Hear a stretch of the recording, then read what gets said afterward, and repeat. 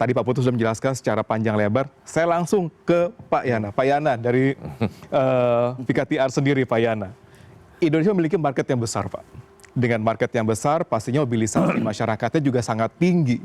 Logistiknya pun juga sangat tinggi di sana gitu. Ada change besar sebenarnya untuk peningkatan kendaraan listrik, terutama dari sisi komersial. Anda melihatnya gimana, Pak? Apakah kita mampu merich industri kendaraan listrik, dari khusus dari komersialnya ini sendiri gitu, dengan resources yang kita miliki saat ini? Baik, saya akan melihat dari 3 sudut pandang. Yang pertama, pembentukan ekosistem. Ya. Mungkin ekosistem di dalam komersial EV yang ada di Indonesia ini hampir sama dengan yang lain, mungkin motor atau kendaraan passenger car, semuanya sama gitu. Hanya saja mungkin kalau kita lihat ya, kita mappingnya itu nggak bisa lepas dari mapping yang ICE, kendaraan yang truk ICE itu.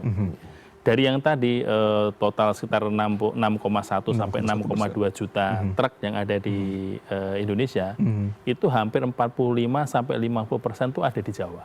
Ya kan? Nah, dengan sendirinya karena dia ada di Jawa, dia kita lihat sebagai pendukung infrastruktur logistik, mengantar barang, mengantar istilahnya barang-barang untuk industri lah gitu. Yang lainnya 50% yang lainnya tersebar di seluruh Indonesia, rata-rata di kawasan pertambangan, perkebunan, dan yang lain-lain. Gitu. Nah, bagaimana kemudian pertumbuhan EV-nya, jenisnya seperti apa? Nah, kalau kita lihat hari ini untuk yang truk ya, sebagian besar mungkin yang 1.300-an sekian itu, mungkin masuknya ke wilayah yang ada di wilayah pertambangan dan perkebunan. Di luar Jawa. Ya. Kenapa? Karena untuk yang logistik dibutuhkan jarak. Ada jarak yang harus ditempuh oleh sebuah kendaraan logistik. Yang barangkali di beberapa titik itu memang belum bisa dilayani kendaraan EV karena infrastruktur charging station misalnya belum ada. Walaupun di Jawa mungkin barangkali sudah mulai merata ya. Tetapi salah satu yang perlu kita tingkatkan adalah bagaimana kendaraan EV ini bisa menjangkau jarak dan kemudian baterainya juga bisa selalu ada. Nah, ini pertanyaan besar nih. Pembentukan ekosistem itu bukan hanya dari kendaraan pabriknya sendiri saja, tapi bagaimana charging station, bagaimana kemudian marketnya juga terbentuk. Terutama market ini kan oleh para pengusaha-pengusaha logistik ya kan, pengusaha-pengusaha pertambangan, pengusaha-pengusaha perkebunan, di mana mereka bisa menggunakan manfaat dari EV ini. Mereka tentu bisa membandingkan penggunaan kendaraan ICE, dia membutuhkan biaya berapa, kemudian kalau dengan menggunakan EV hemat berapa, kan gitu. Nah, ujung-ujungnya adalah kalau di sisi komersial ada saving cost kan, kita nyebutnya TCO ya, total cost ownership kan begitu. Nah, ini yang mungkin barangkali untuk yang di sepeda motor ataupun di passenger cars, barangkali tidak terlalu mendominasi, tapi bagi yang ada di komersial, pengusaha itu yang namanya saving cost itu menjadi perhitungan yang sangat rigid. Tapi kalau hitung-hitungannya sedikit Pak Yana gitu, emang saving cost yang bisa didapat dengan menggunakan EV itu berapa? Rata-rata sekitar 40%. Rata-rata 40% ya. Jadi, saya akan masuk untuk itu. Nah, saya akan masuk ke industri tadi. Pertanyaan bagaimana supaya kita bisa menjadi industri. Kalau VKTR sendiri sudah memiliki pabrik ya, pabrik di Magelang, pabrik perakitan ya. Tapi mari kita bedah dari sisi bagaimana membentuk suatu kendaraan listrik ya, baik mungkin passengers atau yang komersial itu apa saja sih yang harus disiapkan? Tentu yang pertama tadi sudah disampaikan di semua baterai. Kita sedang berusaha keras untuk memiliki baterai sendiri. Dan selama baterai ini belum ada, artinya kan masih harus beli dari luar kan.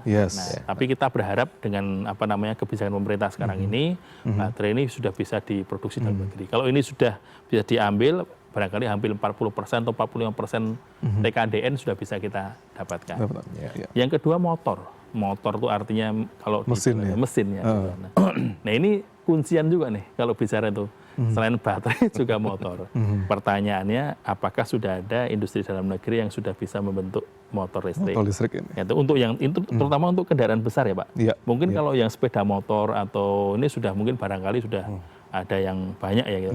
Tapi yang kendaraan besar misalnya kayak truk dan bis, pertanyaannya ada nggak yang bentuk dari sudut pandang dari sisi komersial? Yang ketiga adalah bagaimana membentuk, kalau chassis kan ada ya, chassis kan ada. Kemudian yang keempat, electronic power-nya itu. Jadi electronic power itu adalah alat yang ECU. MCU-nya apa tuh, kayak Electric Control Unit. Electric control. Jadi kalau mobil itu kan ada elektriknya itu ya. Nah, apakah sekarang ada industri yang sudah menyiapkan itu atau belum? Electronic control unit di dalam negeri ini, gitu kan? Nah, baru setelah itu ada kalau karoseri ya bapak semua udah tahu banyak sekali karoseri dan segala assembly segala macam banyak. Nah, dari semua bagian yang saya sebutkan tadi dalam bentuk industri ini kalau misalnya sudah bisa dipenuhi oleh dalam negeri, kita otomatis bisa memenuhi istilahnya kendaraan milik Indonesia lah, kendaraan nasional listrik, terutama untuk bis dan truk. Pertanyaannya satu lagi, bagaimana dengan harga? Nah, lagi situ kan. Jadi kita merujuk kepada apa yang terjadi. Tapi sebelum harga nih Pak Yana, sejauh ini dari 5 komponen ini, berapa persen yang kira-kira we can get di dalam negeri? Sebagai contoh untuk VKTR sendiri ya, VKTR sendiri sudah TKDN-nya sudah 40%. 40% ya, 40% lebih dikit lah gitu kan. Karena memang kita untuk assembly sudah di dalam segala macam ya, peralatan sudah. Kita masih mencari bagaimana untuk baterai.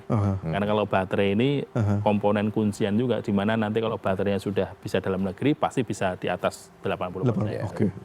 Nah, ini sedang kita lakukan. Nah, kembali lagi pada masalah tadi ya, harga. Karena harga itu kaitannya juga dengan baterai juga. Baterai itu hampir mungkin barangkali 50% dari total biaya harga jual kendaraan listrik itu 50% adalah harga baterai. Dari baterai. Nah, gitu. Wah. Jadi ini cerita-cerita mungkin banyak angka ya, tapi ini kan fakta ya, Pak. Sekali lagi kalau kendaraan komersial itu sebenarnya kalau dia bisa secara EV ya, EV pertama menghemat 40%. Kan? Artinya kalau menghemat 40%, total biaya yang dikeluarkan oleh pengusaha itu juga bisa turun. Artinya untungnya bisa lebih tinggi kan. Di satu sisi sebenarnya dari sisi pemerintah, sebenarnya kalau misalnya pemerintah juga berkenan untuk mendorong adanya industri baterai gitu. Insentif lah, insentif di sisi komersial ya, industri komersial itu juga bisa ujung-ujungnya menurunkan harga sebenarnya. Karena selama ini kalau kita lihat komponen biaya logistik di dalam perekonomian itu cukup tinggi. Tapi kalau misalnya biaya logistik bisa diturunkan dengan penggunaan EV secara merata, saya kira nggak mungkin harga di tempat kita itu bisa turun. Menarik. Itu Pak. Saya langsung